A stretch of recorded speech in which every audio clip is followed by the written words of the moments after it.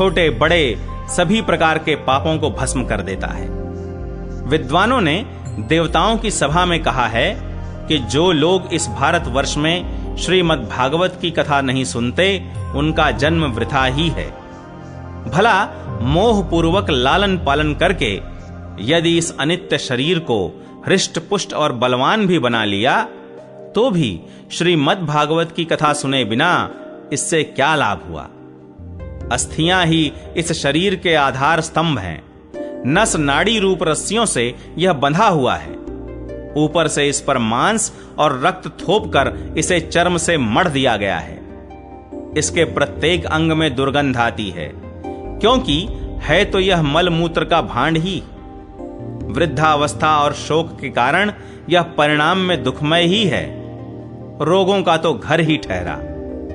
यह निरंतर किसी न किसी कामना से पीड़ित रहता है, कभी इसकी तृप्ति नहीं होती।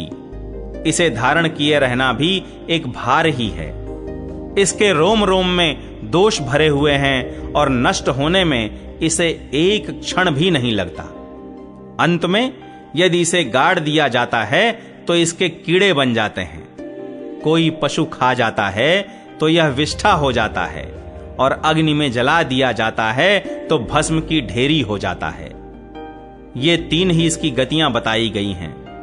ऐसे अस्थिर शरीर से मनुष्य अविनाशी फल देने वाला काम क्यों नहीं बना लेता। जो अन्न प्रातः काल पकाया जाता है वह सायंकाल तक बिगड़ जाता है, फिर उसी के रस से पुष्ट हुए शरीर की नित्यता कैसी। इस लोक में सप्ताह श्रवण करने से भगवान की शीघ्र ही प्राप्ति हो सकती है। अतः सब प्रकार के दोषों की निवृत्ति के लिए एकमात्र यही साधन है। जो लोग भागवत की कथा से वंचित हैं, वे तो जल में बुदबुदे और जीवों में मच्छरों के समान केवल मरने के लिए ही पैदा होते हैं। भला जिसके प्रभाव से जड़ और सूखे हुए बांस की गांठें फट सकती हैं, उस भागवत कथा का श्रवण करने से चित्त की गांठों का खुल जाना कौन बड़ी बात है। सप्ताह श्रवण करने से मनुष्य के हृदय की गांठ खुल जाती है, उसके समस्त संशय छिन्न भिन्न हो जाते हैं और सारे कर्म क्षीण हो जाते हैं। यह भागवत कथा रूप तीर्थ संसार के कीचड़ को धोने में बड़ा ही पटु है। विद्वानों का कथन है कि जब यह हृदय में स्थित हो जाता है, तब मनुष्य की मुक्ति निश्चित ही समझनी चाहिए। जिस समय धुंधुकारी ये सब बातें कह रहा था, जिसके लिए वैकुंठवासी पार्षदों के सहित एक विमान उतरा, उससे सब ओर मंडलाकार प्रकाश फैल रहा था। सब लोगों के सामने ही धुंधुकारी उस विमान पर चढ़ गया।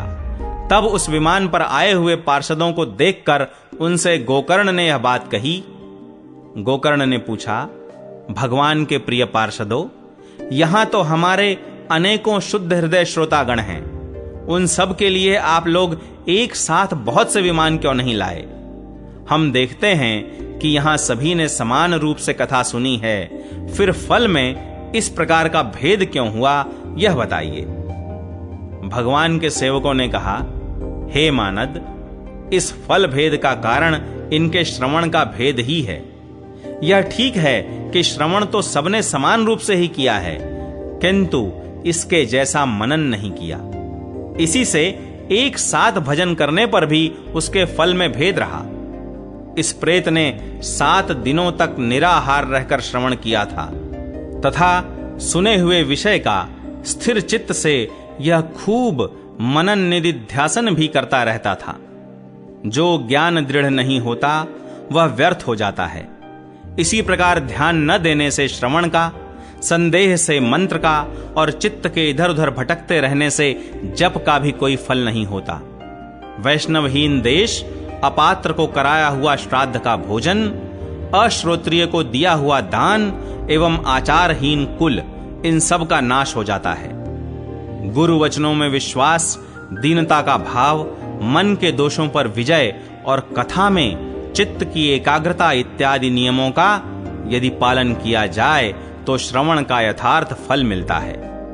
यदि ये श्रोता फिर से श्रीमद् भागवत की कथा सुने तो निश्चय ही सबको वैकुंठ की प्राप्ति होगी।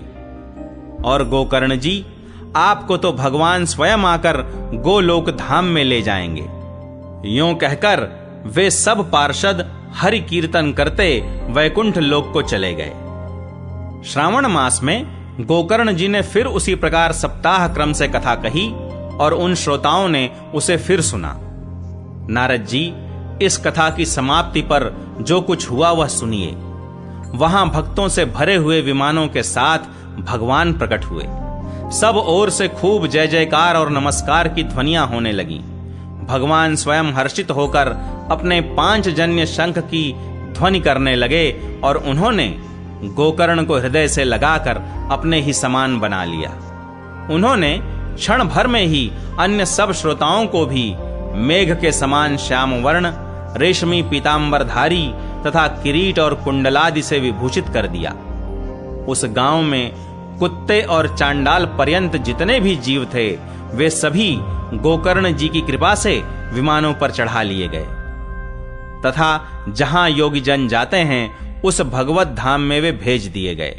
इस प्रकार भक्त वत्सल भगवान श्री कृष्ण कथा श्रवण से प्रसन्न होकर गोकर्ण जी को साथ ले अपने ग्वाल बालों के प्रिय गोलोक धाम में चले गए। पूर्व काल में जैसे अयोध्यावासी भगवान श्री राम के साथ साकेत धाम सिधारे थे, उसी प्रकार भगवान श्री कृष्ण उन सब को योगी दुर्लभ गोलोक धाम को ले गए।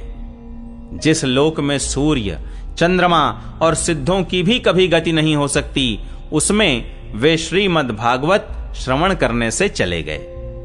नारद जी, सप्ताह यज्ञ के द्वारा कथा श्रवण करने से जैसा उज्जवल फल संचित होता है, उसके विषय में हम आपसे क्या कहें। अजी, जिन्होंने अपने कर्णपुट से गोकर्ण जी की कथा के एक अक्षर का भी पान किया था, वे फिर माता के गर्भ में नहीं आए। जिस गति को लोग वायु, जल या पत्ते खाकर शरीर सुखाने से, बहुत काल तक घोर तपस्या करने से और योगाभ्यास से भी नहीं पा सकते, उसे वे सप्ताह श्रवण से सहज में ही प्राप्त कर लेते हैं। इस परम पवित्र इतिहास का पाठ चित्रकूट पर विराजमान मुनीश्वर शांडिल्य भी ब्रह्मानंद में मग्न होकर करते रहते हैं। यह कथा बड़ी ही पवित्र है। एक बार के श्रवण से ही समस्त पाप राशि को भस्म कर देती है। यदि इसका श्राद्ध के समय पाठ किया जाए तो इससे पितृगण को बड़ी तृप्ति होती है और नित्य पाठ करने से मोक्ष की प्राप्ति होती है। 6ठा अध्याय, सप्ताह यज्ञ की विधि। श्री सनकादि कहते हैं, नारद जी, अब हम आपको सप्ताह श्रवण की विधि बताते हैं। यह विधि प्रायः लोगों की सहायता और धन से साध्य कही गई है।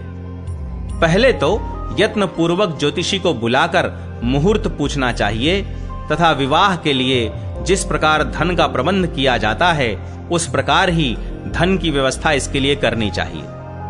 कथा आरंभ करने में भाद्रपद, आश्विन, कार्तिक, मार्गशीर्ष, आषाढ़ और श्रावण, ये 6 महीने श्रोताओं के लिए मोक्ष की प्राप्ति के कारण हैं। देवर्षे, इन महीनों में भी भद्रा, व्यतिपात आदि कुयोगों को सर्वथा त्याग देना चाहिए तथा दूसरे लोग जो उत्साही हों, उन्हें अपना सहायक बना लेना चाहिए। फिर प्रयत्न करके देश देशांतरों में यह संवाद भेजना चाहिए कि यहां कथा होगी। सब लोगों को सपरिवार पधारना चाहिए। स्त्री और शूद्रादि भगवत कथा एवं संकीर्तन से दूर पड़ गए हैं, उनको भी सूचना हो जाए, ऐसा प्रबंध करना चाहिए। देश देश में जो विरक्त वैष्णव और हरि कीर्तन के प्रेमी हों, उनके पास निमंत्रण पत्र अवश्य भेजें। उसे लिखने की विधि इस प्रकार बताई गई है। महानुभावों, यहां 7 दिन तक सत्पुरुषों का बड़ा दुर्लभ समागम रहेगा और अपूर्व रसमयी श्रीमद् भागवत की कथा होगी। आप लोग भगवद रस के रसिक हैं, अतः श्री भागवतामृत का पान करने के लिए प्रेम पूर्वक शीघ्र ही पधारने की कृपा करें। यदि आपको विशेष अवकाश न हो तो भी एक दिन के लिए तो अवश्य ही कृपा करनी चाहिए, क्योंकि यहां का तो एक क्षण भी अत्यंत दुर्लभ है। इस प्रकार विनय पूर्वक उन्हें निमंत्रित करें और जो लोग आएं उनके लिए यथोचित निवास स्थान का प्रबंध करें। कथा का श्रवण किसी तीर्थ में, वन में अथवा अपने घर पर भी अच्छा माना गया है। जहां लंबा चौड़ा मैदान हो वहीं कथा स्थल रखना चाहिए। भूमि का शोधन, मार्जन और लेपन करके रंग बिरंगी धातुओं से चौक पूरे, घर की सारी सामग्री उठाकर एक कोने में रख दे। 5 दिन पहले से ही यत्न पूर्वक बहुत से बिछाने के वस्त्र एकत्र कर ले तथा केले के खंभों से सुशोभित एक ऊंचा मंडप तैयार कराए। उसे सब ओर फल, पुष्प, पत्र और चंदोवे से अलंकृत करे तथा चारों ओर झंडियां लगाकर तरह तरह के सामानों से सजा दे। उस मंडप में कुछ ऊंचाई पर 7 विशाल लोकों की कल्पना करे और उनमें विरक्त ब्राह्मणों को बुला बुलाकर बैठाए। आगे की ओर उनके लिए वहां यथोचित आसन तैयार रखे। इनके पीछे वक्ता के लिए भी एक दिव्य सिंहासन का प्रबंध करे। यदि वक्ता का मुख उत्तर की ओर रहे तो श्रोता पूर्वाभिमुख होकर बैठे, और यदि वक्ता पूर्वाभिमुख रहे तो श्रोता को उत्तर की ओर मुख करके बैठना चाहिए, अथवा वक्ता और श्रोता को पूर्व मुख होकर बैठना चाहिए। देश काल आदि को जानने वाले महानुभावों ने श्रोता के लिए ऐसा ही नियम बताया है। जो वेद शास्त्र की स्पष्ट व्याख्या करने में समर्थ हो, तरह तरह के दृष्टांत दे सकता हो तथा विवेकी और अत्यंत निष्प्रिय हो, ऐसे विरक्त और विष्णु भक्त ब्राह्मण को वक्ता बनाना चाहिए। श्रीमद् भागवत के प्रवचन में ऐसे लोगों को नियुक्त नहीं करना चाहिए जो पंडित होने पर भी अनेक धर्मों के चक्कर में पड़े हुए स्त्री लंपट एवं पाखंड के प्रचारक हों। वक्ता के पास ही उसकी सहायता के लिए एक वैसा ही विद्वान और स्थापित करना चाहिए। वह भी सब प्रकार के संशयों की निवृत्ति करने में समर्थ और लोगों को समझाने में कुशल हो। कथा प्रारंभ के दिन से एक दिन पूर्व व्रत ग्रहण करने के लिए वक्ता को क्षौर करा लेना चाहिए तथा अरुणोदय के समय शौच से निवृत्त होकर अच्छी तरह स्नान करे और संध्यादि अपने नित्य कर्मों को संक्षेप से समाप्त करके कथा के विघ्नों की निवृत्ति के लिए गणेश जी का पूजन करे। तदनंतर पितृगण का तर्पण कर पूर्व पापों की शुद्धि के लिए प्रायश्चित्त करे और एक मंडल बनाकर उसमें श्री हरि को स्थापित करे। फिर भगवान श्री कृष्ण को लक्ष्य करके मंत्रोच्चारण पूर्वक क्रमशः षोडशोपचार विधि से पूजन करे और उसके पश्चात प्रदक्षिणा तथा नमस्कार आदि कर इस प्रकार स्तुति करे। करुणा निधान, मैं संसार सागर में डूबा हुआ और बड़ा दीन हूं। कर्मों के मोह रूपी ग्राह ने मुझे पकड़ रखा है। आप इस संसार सागर से मेरा उद्धार कीजिए। इसके पश्चात धूप, दीप आदि सामग्रियों से श्रीमद् भागवत की भी बड़े उत्साह और प्रीति पूर्वक विधि विधान से पूजा करे। फिर पुस्तक के आगे नारियल रखकर नमस्कार करे और प्रसन्न चित्त से इस प्रकार स्तुति करे। श्रीमद् भागवत के रूप में आप साक्षात श्री कृष्ण चंद्र ही विराजमान हैं।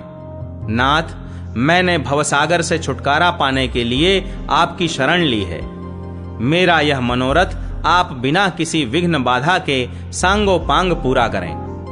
केशव, मैं आपका दास हूं। इस प्रकार दीन वचन कहकर फिर वक्ता का पूजन करे, उसे सुंदर वस्त्राभूषणों से विभूषित करे और फिर पूजा के पश्चात उसकी इस प्रकार स्तुति करे। शुक स्वरूप भगवन, आप समझाने की कला में कुशल और सब शास्त्रों में पारंगत हैं। कृपया इस कथा को प्रकाशित करके मेरा अज्ञान दूर करें। फिर अपने कल्याण के लिए प्रसन्नता पूर्वक उसके सामने नियम ग्रहण करे और 7 दिनों तक यथाशक्ति उसका पालन करे। कथा में विघ्न न हो इसके लिए 5 ब्राह्मणों को और वर्ण करे। वे 12 मंत्र द्वारा भगवान के नामों का जप करें। फिर ब्राह्मण अन्य विष्णु भक्त एवं कीर्तन करने वालों को नमस्कार करके उनकी पूजा करे और उनकी आज्ञा पाकर स्वयं भी आसन पर बैठ जाए। जो पुरुष लोक, संपत्ति, धन, घर और पुत्रादि की चिंता छोड़कर शुद्ध चित्त से केवल कथा में ही ध्यान रखता है, उसे इसके श्रवण का उत्तम फल मिलता है। बुद्धिमान वक्ता को चाहिए कि सूर्योदय से कथा आरंभ करके 3:30 पहर तक मध्यम स्वर से अच्छी तरह कथा बांचे। दोपहर के समय 2 घड़ी तक कथा बंद रखे। उस समय कथा के प्रसंग के अनुसार वैष्णवों को भगवान के गुणों का कीर्तन करना चाहिए, व्यर्थ बातें नहीं करनी चाहिए। कथा के समय मल मूत्र के वेग को काबू में रखने के लिए अल्पाहार सुखकारी होता है, इसलिए श्रोता केवल एक ही समय हविष्यान्न भोजन करे।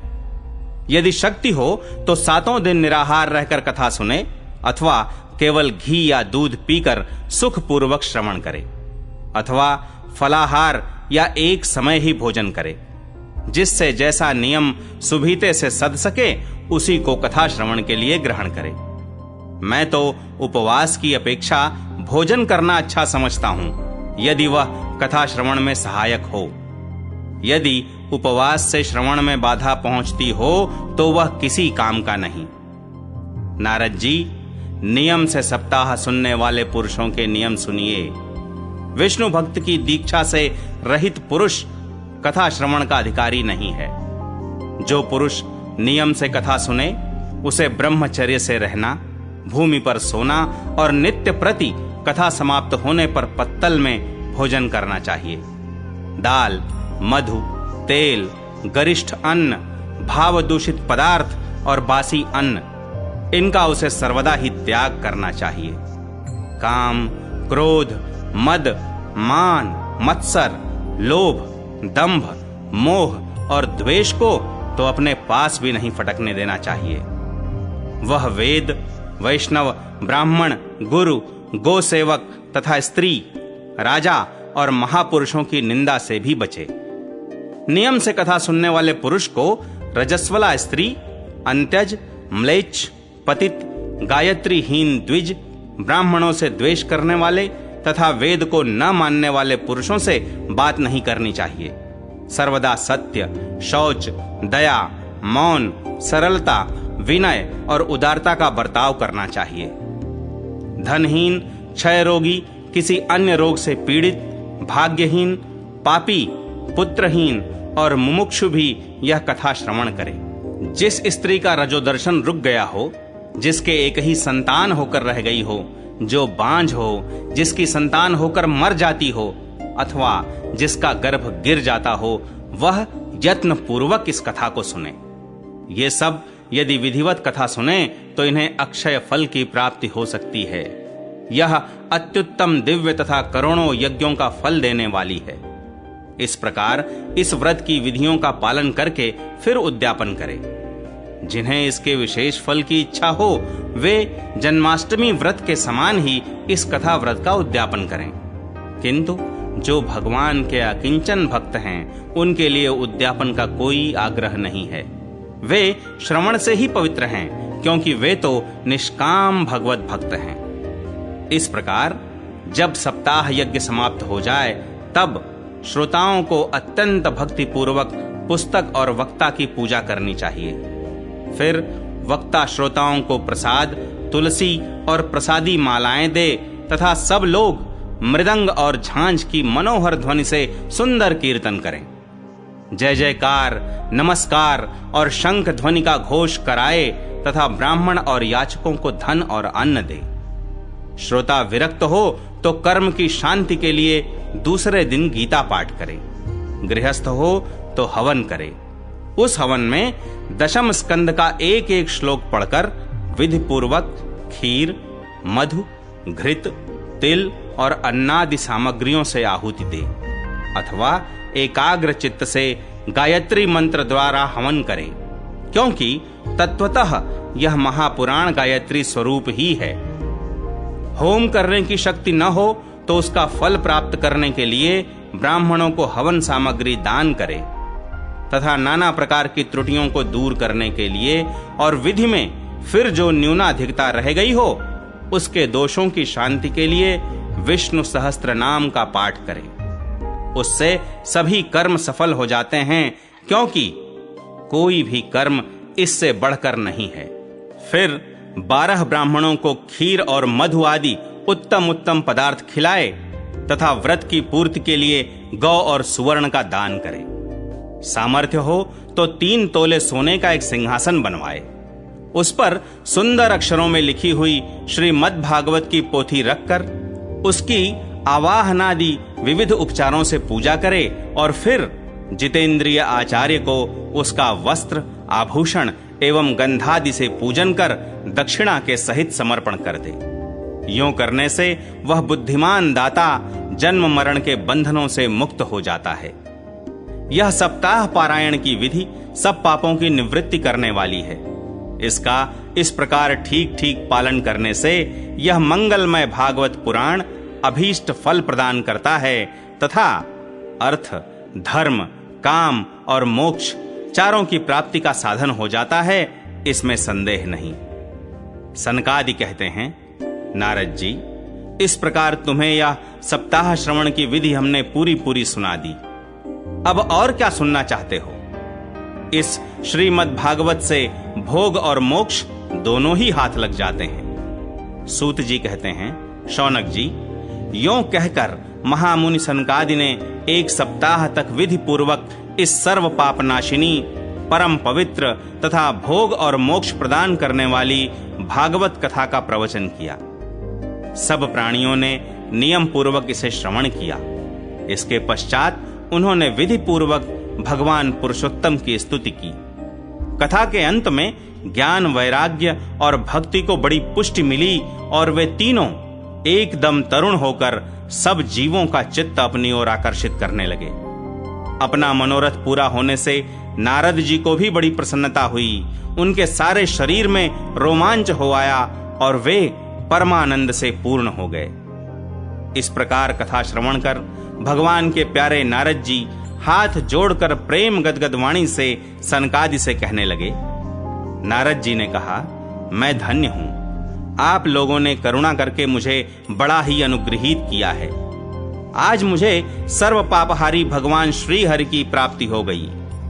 तपोधनों, मैं श्रीमद् भागवत श्रवण को ही सब धर्मों से श्रेष्ठ मानता हूं, क्योंकि इसके श्रवण से वैकुंठ विहारी श्री कृष्ण की प्राप्ति होती है। सूत जी कहते हैं, शौनक जी, वैष्णव श्रेष्ठ नारद जी यों कह ही रहे थे कि वहां घूमते फिरते योगेश्वर सुखदेव जी आ गए। कथा समाप्त होते ही व्यास नंदन श्री सुखदेव जी वहां पधारे। 16 वर्ष की सी आयु, आत्मलाभ से पूर्ण ज्ञान रूपी महासागर का संवर्धन करने के लिए चंद्रमा के समान वे प्रेम से धीरे धीरे श्रीमद् भागवत का पाठ कर रहे थे। परम तेजस्वी सुखदेव जी को देखकर सारे सभासद झटपट खड़े हो गए और उन्हें एक ऊंचे आसन पर बैठाया। फिर देवर्षि नारद जी ने उनका प्रेम पूर्वक पूजन किया। उन्होंने सुख पूर्वक बैठकर कहा, आप लोग मेरी निर्मल वाणी सुनिए। श्री सुखदेव जी बोले, रसिक एवं भावुक जन, यह श्रीमद् भागवत वेद रूप कल्प वृक्ष का परिपक्व फल है। श्री सुखदेव रूप शुक के मुख का संयोग होने से अमृत रस से परिपूर्ण है। यह रस ही रस है, इसमें न छिलका है न गुठली। यह इसी लोक में सुलभ है। जब तक शरीर में चेतना रहे तब तक आप लोग बार बार इसका पान करें। महामुनि व्यास देव ने श्रीमद् भागवत महापुराण की रचना की है। इसमें निष्कपट निष्काम परम धर्म का निरूपण है। इसमें शुद्धांतःकरण सत्पुरुषों के जानने योग्य कल्याणकारी वास्तविक वस्तु का वर्णन है, जिससे तीनों तापों की शांति होती है। इसका आश्रय लेने पर दूसरे शास्त्र अथवा साधन की आवश्यकता नहीं रहती। जब कभी पुण्यात्मा पुरुष इसके श्रवण की इच्छा करते हैं, तभी ईश्वर अविलंब उनके हृदय में अवरुद्ध हो जाता है। यह भागवत पुराणों का तिलक और वैष्णवों का धन है। इसमें परमहंसों के प्राप्य विशुद्ध ज्ञान का ही वर्णन किया गया है तथा ज्ञान, वैराग्य और भक्ति के सहित निवृत्ति मार्ग को प्रकाशित किया गया है। जो पुरुष भक्ति पूर्वक इसके श्रवण, पठन और मनन में तत्पर रहता है, वह मुक्त हो जाता है। यह रस स्वर्गलोक, सत्यलोक, कैलाश और वैकुंठ में भी नहीं है। इसलिए भाग्यवान श्रोताओं, तुम इसका खूब पान करो, इसे कभी मत छोड़ो, मत छोड़ो। सूत जी कहते हैं, श्री सुखदेव जी इस प्रकार कह ही रहे थे कि उस सभा के बीचों बीच प्रहलाद, बलि, उद्धव और अर्जुन आदि पार्षदों के सहित साक्षात श्री हरि प्रकट हो गए। तब देवर्षि नारद ने भगवान और उनके भक्तों की यथोचित पूजा की। भगवान को प्रसन्न देखकर देवर्षि ने उन्हें एक विशाल सिंहासन पर बैठा दिया और सब लोग उनके सामने संकीर्तन करने लगे।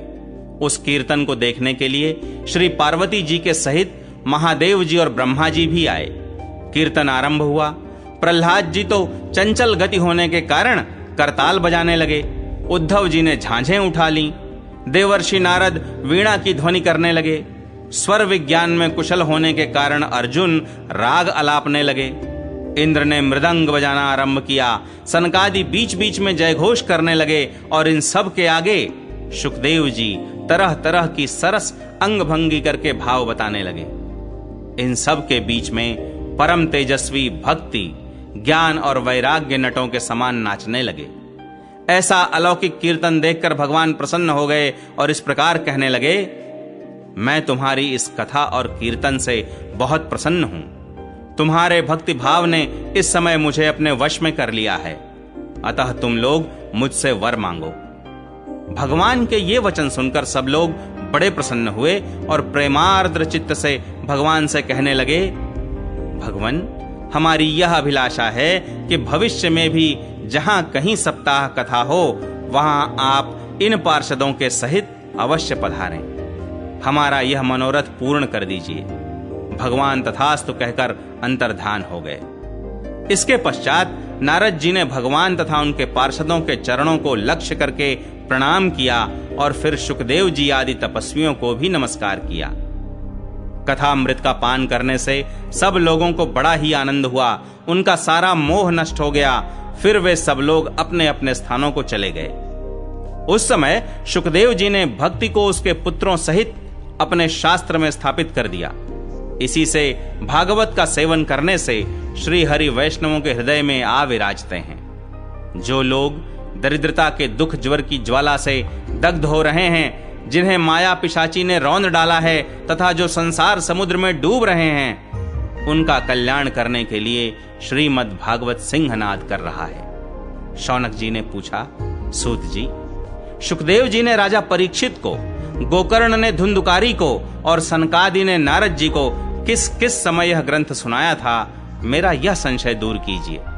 सूत जी ने कहा, भगवान श्री कृष्ण के स्वधाम गमन के बाद कलयुग के 30 वर्ष से कुछ अधिक बीत जाने पर भाद्रपद मास की शुक्ला नवमी को शुकदेव जी ने कथा आरंभ की थी।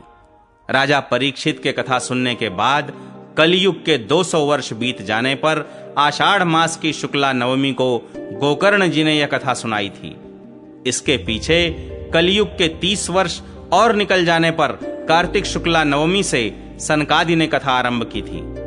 निष्पाप शौनक जी, आपने जो कुछ पूछा था उसका उत्तर मैंने आपको दे दिया। इस कलयुग में भागवत की कथा भव रोग की रामबाण औषधि है। संतजन, आप लोग आदर पूर्वक इस कथा अमृत का पान कीजिए। यह श्री कृष्ण को अत्यंत प्रिय, संपूर्ण पापों का नाश करने वाला, मुक्ति का एकमात्र कारण और भक्ति को बढ़ाने वाला है। लोक में अन्य कल्याणकारी साधनों का विचार करने और तीर्थों का सेवन करने से क्या होगा? अपने दूत को हाथ में पाश लिए देखकर यमराज उसके कान में कहते हैं, देखो, जो भगवान की कथा वार्ता में मत्त हो रहे हों उनसे दूर रहना। मैं औरों को ही दंड देने की शक्ति रखता हूं, वैष्णवों को नहीं। इस असार संसार में विषय रूप विष की आसक्ति के कारण व्याकुल बुद्धि वाले पुरुषों, अपने कल्याण के उद्देश्य से आधे क्षण के लिए भी इस शुक कथा रूप अनुपम सुधा का पान करो। प्यारे भाइयों, निंदित कथाओं से युक्त कुपथ में व्यर्थ ही क्यों भटक रहे हो? इस कथा के कान में प्रवेश करते ही मुक्ति हो जाती है। इस बात के साक्षी राजा परीक्षित हैं। श्री शुकदेव जी ने प्रेम रस के प्रवाह में स्थित होकर इस कथा को कहा था। इसका जिसके कंठ से संबंध हो जाता है वह वैकुंठ का स्वामी बन जाता है। शौनक जी, मैंने अनेक शास्त्रों को देखकर आपको यह परम गोप्य रहस्य अभी अभी सुनाया है। सब शास्त्रों के सिद्धांतों का यही निचोड़ है। संसार में इस शुक शास्त्र से अधिक पवित्र और कोई वस्तु नहीं है। अतः आप लोग परमानंद की प्राप्ति के लिए इस 12 स्कंध रूप रस का पान करें।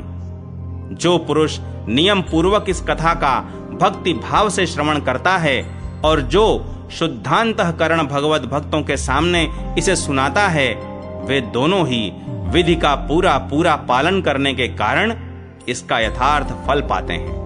उनके लिए त्रिलोकी में कुछ भी असाध्य नहीं रह जाता।